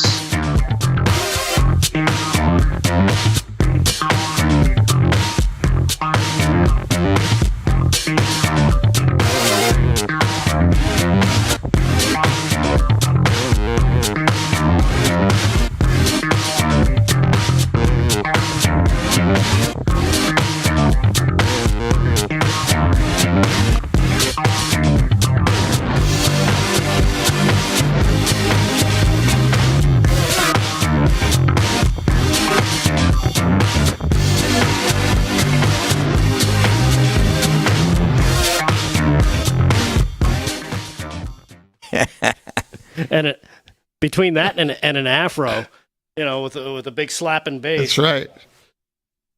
That would be slick. Yes, sir. Crazy. Slapping the bass. Slapping the bass. Slapping the bass. Wow. I hate when they start doing this bombing, man. It gets me like... Are you talking to me? Are you talking to me? What cameras is he talking about? Talking to me. Iranian and pro-Iranian accounts are in full damage control, trying to claim that nothing is happening. Yeah. Live webcams? Pay no attention to the bombs behind the mirror. The Israeli strikes are going to hurt a lot more than the Iranian. Let me plug in ones. here. Colonel Douglas McGregor now, state media reporting 3 large explosions in central Iran. Turkish Emirates planes are also being turned around, closing down the airspace. All right. Aaron, there you go. I'm going to put that up in my screen. I just got to make sure do you want the volume on or off? Just run it as B? Okay. Try. Let me expand. Right. Come on, expand. How about full screen? There it goes. Well, that doesn't look great. Iran poked the bear, didn't they?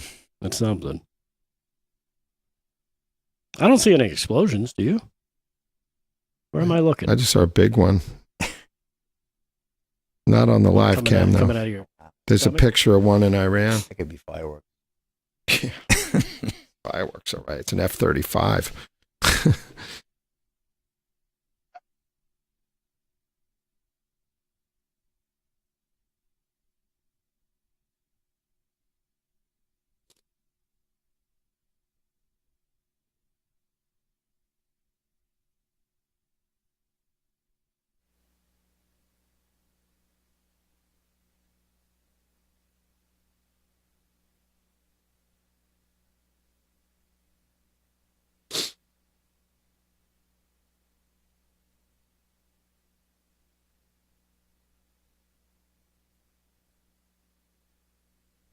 Israelis are smart. I'm sure they're doing some damage. No doubt. Well, they had a couple strikes the other day, very quietly. Yeah, ton in Syria. I've been bombing the shit out of Syria for like 3 weeks.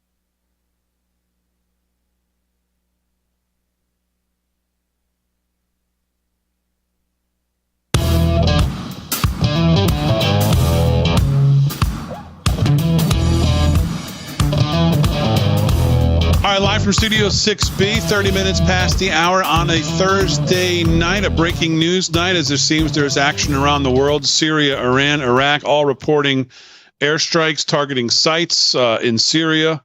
No official confirmations of the explosions. We're trying to follow as much of this as we can online and bring it to you as quickly as we can. We'll continue to do that.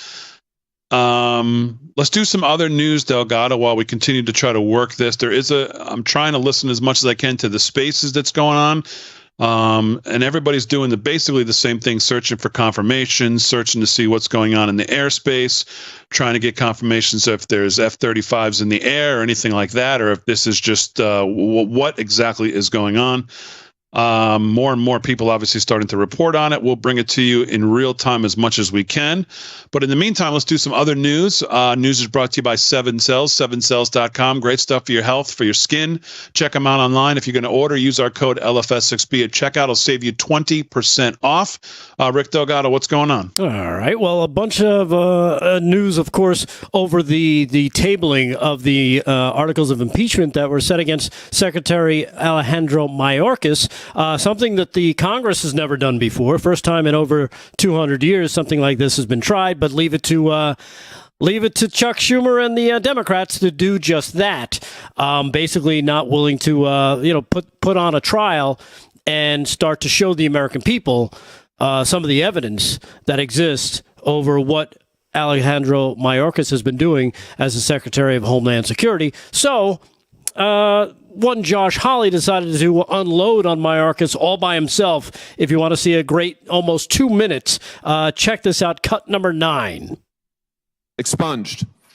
Nothing is done to this guy. He had a criminal record to start with. He's in the country on illegal grounds. You have falsely and illegally allowed him in. He commits a crime against a child. He's not prosecuted. It's expunged. In November, get this. In November, Ibarra files an application for employment authorization. And unbelievably, on December the 9th, 2023, it's approved.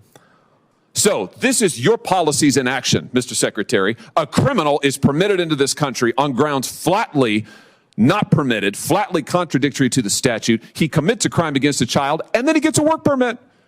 He gets a work permit. You want to know why all of the jobs in the last 2 or 3 years have gone to illegal migrants? Working people in this country can't get a job. Their unemployment rate's high. Why? Because of things like this. And then what's he do? Well, we all know. Then in February, he commits the heinous crime against Laken Riley. Is this a record that you are proud of? Senator, you've misstated some facts. I have read from the parole file, which you have said you don't recall, don't have, you miscited. I'm reading from it. It is right here. And I've just, pursuant to the speech and debate clause, I have just read it into the record. And the reason is you have lied repeatedly to Congress and to the American people about this. They deserve to know. And the only way they're going to know is if I tell them. I've just told them. It's in the record now. I've read it verbatim from the parole file. Verbatim. I just want to know, why did you change your story so often? Why didn't you just answer honestly to Congressman Bishop and Senator Britt? Senator, I am confident that justice will be vindicated in the criminal prosecution of the case. Well, hopefully he'll get more of a trial than you got. Yeah. Otherwise, there'll be no justice for anyone at all. Exactly. And one of the best at it, Josh Hawley, really putting it to Alejandro Mayorkas. Delgado, let me just jump in here. U.S. officials have now confirmed that Israeli aircraft have struck a location in Iran. So absolutely seeing a response tonight from Iran. We'll see how what else we can find out. But that's the first U.S. officials have now confirmed that Israel has struck Iran tonight. 3 huge explosions in the, like we said, I don't know if I'm pronouncing them correctly, Isfahan, south of Tehran. Simultaneous explosions in Syria and Iraq. So you think the airports and the bridges and the streets were on fire before? Just wait till tomorrow. I was going to say, now what does this mean for the rest of the region? Right? I don't know, but most of what I see online are people saying that Israel had talked about that they would wait for Passover, and that this was certainly is catching people seemingly off guard, at least from what I can tell. Isn't that the best way to do it? Yeah, exactly. From trying to take it in real time here. Yeah. Yes. Yeah. So go ahead, Delgado. I'm going to keep trying to find out what's going on. All right. Well, the full jury has been set in the Donald Trump trial in New York, as former President Donald Trump's trial has reached a full jury as of earlier this afternoon. Selections for alternative jurors are still underway, though, according to Politico. Lawyers on both sides will select a total of 6 alternates in case any of the 12 regular jury members needs to back out. But one alternate has already been selected, according to reports. This coming from Just the News. Alternate juries still attend all the trials. Trump, who will be the first president in United States history to undergo a criminal trial, has been charged with 34 counts of falsifying business records in relations to alleged hush money payments that was ultimately given to former porn star Stormy Daniels during the 2016 election. The president denying all counts related to the payments and claimed that the alleged affair that supposedly took place before the payment never actually occurred. Let's see. 2 jurors have already been sworn in, were dismissed actually on Thursday, with one claiming she could not be impartial amid concerns about her identity that would be discovered. Aspects were released. Another was dismissed after prosecutors raised concern about the jurors' past because they were arrested in the 90s for tearing down political signs. So there you have it, full trial set for the Trump trial in New York. Now they're just working on trying to get alternate jurors, as you just heard me explain. That coming from John Solomon's Just the News. And this coming from, a little bit of the Biden camp. I know we played a little bit of this yesterday, but a little contrast, I think, is in order of what you can see when Trump, I should say, when Joe Biden can't trump Trump. This is cut number 12. Check this out. This is for you, sir. All right, and this is a tip for you. I know it's all been paid. Thank you so much. We have milkshakes, we have refreshers. We also have milkshake? Black and white. Look at the crowd. Aren't they excited to see him? If you actually like to, right over there where it says order here, you can order it to your specification again. That includes whipped cream and other toppings as well. All right. Thank you. Perfect. Thank you so much. It's been a pleasure. Is that his day nurse? Mr. President, Who's I'm with going to him? pick up a few pounds here. Look, now he gets distracted by the box. Oh my goodness, he's trapped in the If he box. drops that box, I'm going to lose my stuff. Is that restaurant trapped in the box? Oh my God. That's jerk with a box. Right? I think that's very nice. You can't out-Trump Trump. Thank you very much. Try. So we'll order 30 milkshakes. We'll give them out to the people, and we'll take some for ourselves. Okay? Good. Thank you very much, everybody. Hello. This has got a great American franchise, Chick-fil-A. It is. It's a great franchise. The owner is a great man who's a member of one of my clubs, and he's fantastic. And they do very well. They're closed on Sunday. The Lord's Chicken. That's the Lord's Chicken. You're right. It's good chicken too. Yeah, good to see you. Thank you very much. Thank you. Thank you. Again, from his drop Hello, in everybody. at the Get ready for a milkshake. You got Chick-fil-A. plenty of them. earlier this week. Yeah, you can cut This is that an down. original from 2016. Oh, I love this guy. I like that guy. Do you have a pen for me? Give me a good pen. That is the original, huh? From 2016, Cleveland. You've been there from the beginning. Absolutely, from the invention. You knew what was happening. Absolutely. You got it. I love him. He's so down to earth. And he can put 2 sentences together. He is just. Oh, look, Joe Biden, who got stuck looking at a box. It's amazing. I don't even know where he was. And yet, half the country doesn't see this. It's crazy. I'm doing good. They don't want to see it. Yeah, people can't get enough. They don't want to see it. Everybody having a There you have it. So a little bit of contrast there as they ramp up. Each campaign ramps up for the 2017, or I should say 2017, 2024 Close. election. You're in. I could say 2017. Yeah, why not? No, I can't. Anyhow, what else? David, you got an update for us? Yeah, well, obviously, U.S. officials have now confirmed. Obviously, they tell ABC News Israel conducted airstrikes on a target in Iran. Oil prices have now surged by 3% tonight amid Israeli airstrikes in Iran. So you'll be paying more at the pump tomorrow. That's for sure. Tonight on the way home. Yeah, exactly. Yeah, I mean, nothing more specific that I can find in real time. Obviously, planes are being diverted. Obviously, as I told you. A couple good places if you're out there and you want to follow what I'm trying to follow on X. Spectator Index is another place to follow besides Mario Newfall. There's live on Twitter right now in the Spaces. But more and more people now obviously reporting on it. Israeli missiles hit sites in Iran. A senior U.S. official tells ABC News.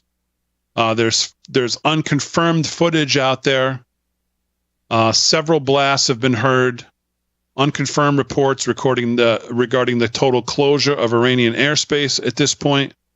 Sky News Arabia reports citing Iranian media that there have been 3 large explosions, as we reported. So, I mean, it's a lot of the same stuff.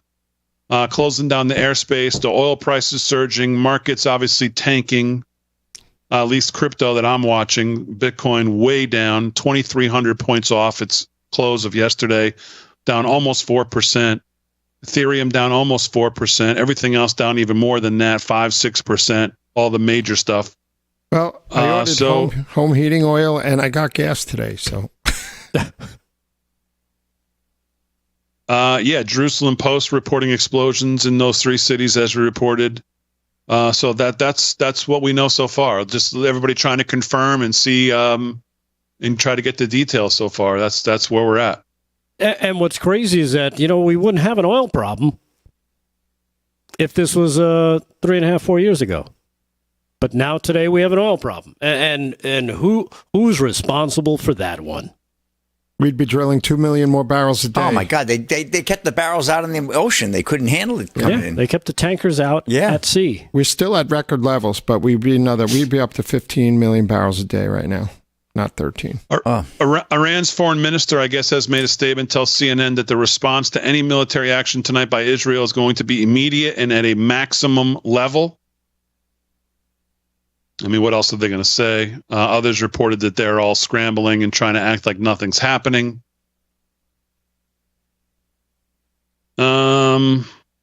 Yeah, that's what I got so far, Delgado. I'm still looking, trying to take everything in as I can, but that's what we know so far. So obviously not good, no matter how you look at it. Right. Yeah, no doubt. Yeah, what is it going to mean? What is everything going to look like tomorrow? Oof. Because who's going to respond and who's going to decide, okay, this is the time. Is Hezbollah going to now 100%. And what is it? What time is it there now? Israel has been getting ready for an incursion into Lebanon. They're going to get hit, and it's on. Might take a while, but it's on. S&P Global tonight cuts Israel's credit rating in context of elevated geopolitical risks. That just in. I see other stuff, but it's just moving so fast at this point. I'll try to get some in the commercial break here. We'll get back, try to wrap it up for a Thursday night of breaking news, a busy news night. Tensions around the world ramp up.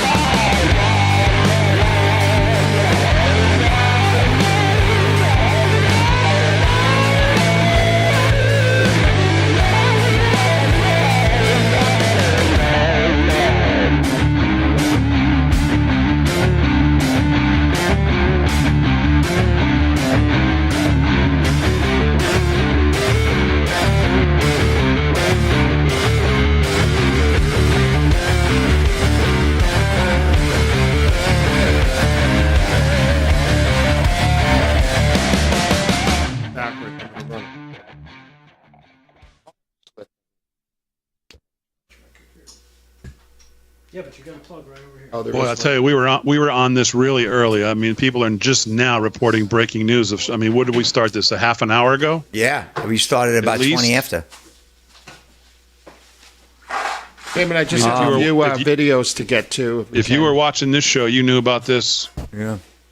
Yeah. Immediately. On the lighter side, Dr. Tom in the chat, Big D, on the Getter chat, asked if your son ever came home from the prom.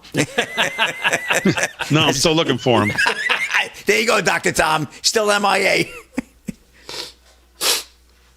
No, he was great. Who's that? Damon's son. Oh. He had a good time at the prom? He did. At the prom and at the after party? The gathering afterwards. He didn't come home on anybody's couch, did he? No. Okay. If I was a commercial pilot, I wouldn't want to be anywhere near Iranian airspace right now. No Somebody way. said. Oh, OSINT Defender. What do you mean? It's a good follow if you want to know what's going on in the world. They're not very accurate with their stuff? Who? Scent Defender? No, I mean the Iranians. Saddam, this Scuds for you. I mean, God, those bombs were like wild.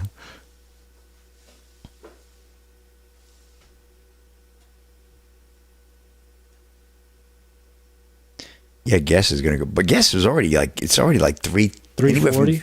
Yeah, 340 down the street. Yeah, it was like 340. Yeah, 342. I paid, and then it was. I've seen it. Once in a while, you get lucky. There's a mobile on the expressway. It comes in at like the late 320s. Costco, I played 323 today. Yeah, and that's Costco, who's like the cheapest. Right.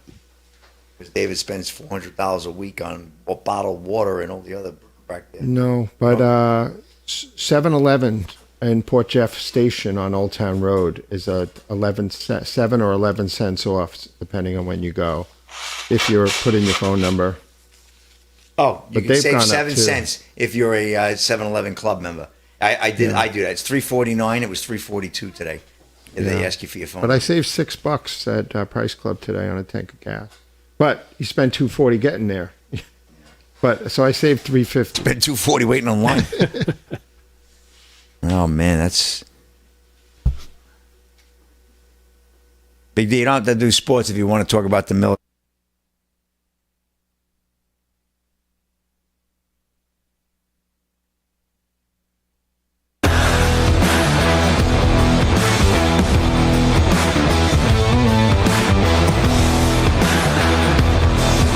From Studio 6B, 13 to the hour on a busy breaking news night as Israel has conducted strikes in Iran.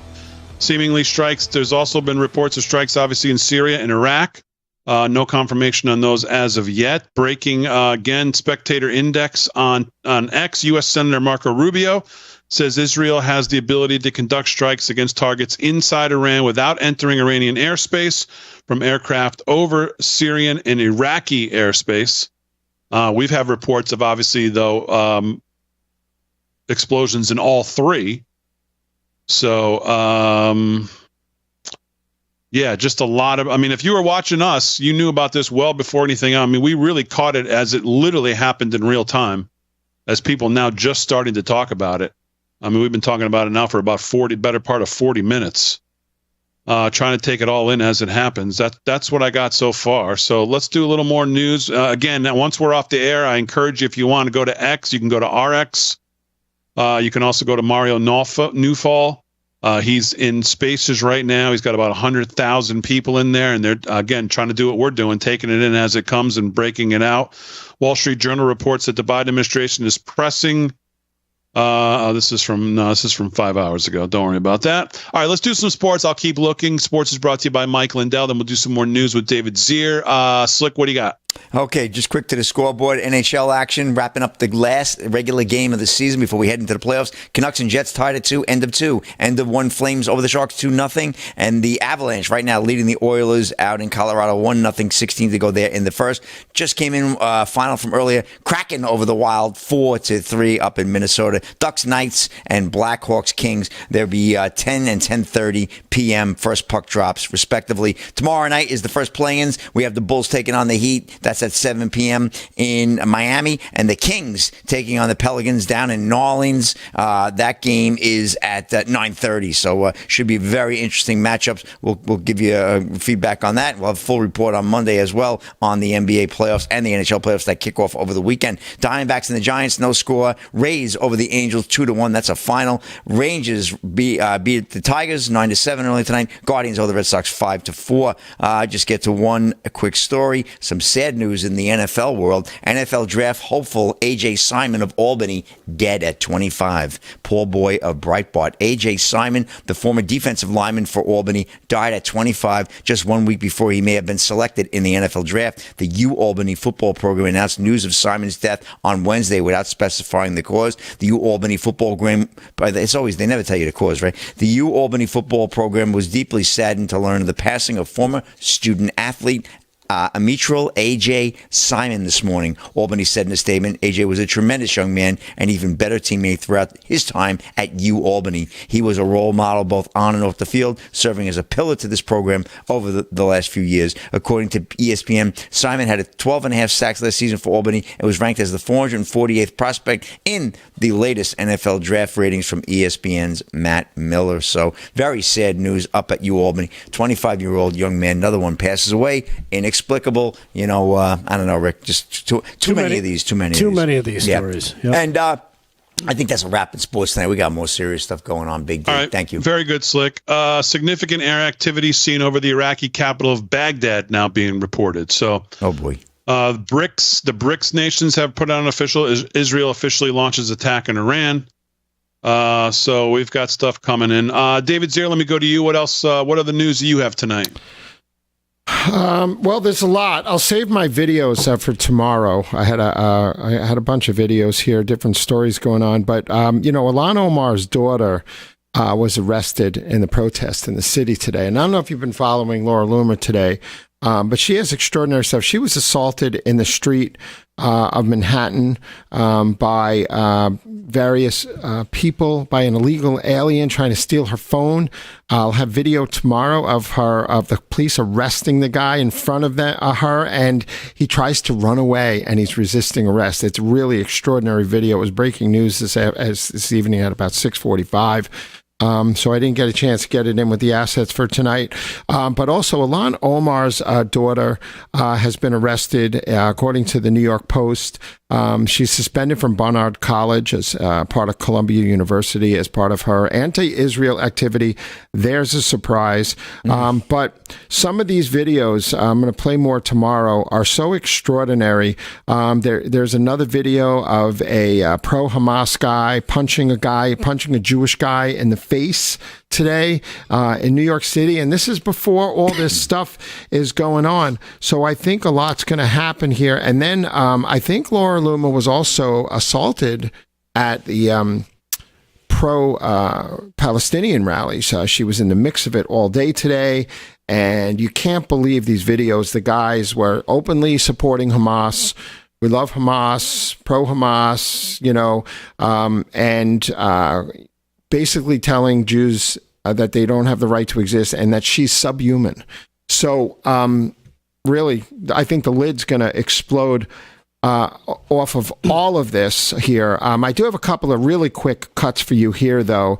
I wanted to get cut number 3 in there. It's only 7 seconds, but this is in a nutshell what may happen in November. Trump, when he said he would do something, he would do it. He do it. He takes action, and he does care about the people. That was the sentiment on the ground. That was from Pennsylvania, Spectrum News, but that was the sentiment on the ground in Harlem, which I thought was incredible. And tomorrow I'm going to share a video with you of Vicky Palladino, who we're going to have at the warehouse in a week or two. I'm going to do a RAV interview with her. She's in the New York City Council. The African migrants, illegal aliens, were down at City Hall asking for better services and better food and better accommodations and everything. And basically she says, you came here, and if you thought the streets were paved with gold, you're wrong. That we can't afford to keep doing this, and that was pretty great. And then I have the illegals, or I have actually African migrants. I don't know if they're legal or illegal, but talking about how America is unfair. So we're going to play that tomorrow as well, and I'll have a lot more for you. And two quick things, Rick. The cicadas are coming. John Cicada? You say cicada, I say cicada. Not the John Cicada that we all know and love. But salt shaker cicadas are coming. What does that mean? There were murder hornets. Everybody's going to die. And now these cicadas emerging. They spread their zombie-like fungus. An epic amount of cicadas are coming to infiltrate cicadas, to infiltrate Ohio this spring and summer, with multiple broods emerging. The left is making a big deal about climate change and everything, but they leave this fungus, which could be deadly. I'm going to give you more on that. And also, one of our viewers, a guy I met in Pennsylvania, I don't want to share his name because I don't want to affect his job, but he works for Mack Truck in Pennsylvania. And he told me that Mack Truck is moving a huge facility to Mexico. Really? It's like a $2.5 billion plant or something like that. I don't know if Volvo and Mack Truck are partners now, but it was a letter to the employees from Mack Truck. And I'm going to ask his permission, to read it or to, share his info if he wants. But, it's just like NAFTA, right? This is what's going on under Biden. Yep. Because the costs, right? They probably would stay here if Trump was president. So that's all I have. I have more videos for you tomorrow. Thank you. All right, David Zier, host of Breaking Point Saturday mornings right here on Real America's Voice. I'm looking at a Washington Post from about 4 days ago on the cover. Biden counsels Netanyahu to slow things down after Iranian attack. Well, I think tonight Bibi flipped Biden the bird. Yeah, pretty much. And said, "Go F yourself," because he, like everybody other world leader, doesn't listen to anything Biden says. So, well, he busy breaking news night. Don't. Yeah. How about we did? All right, great job, everybody on the show. Aaron Friend, great job as always. Most of all, thank you live from Studio 6B audience. We'll be following all the breaking news tonight for the rest of the night. We'll see you tomorrow night to wrap up the week right here live from Studio 6B.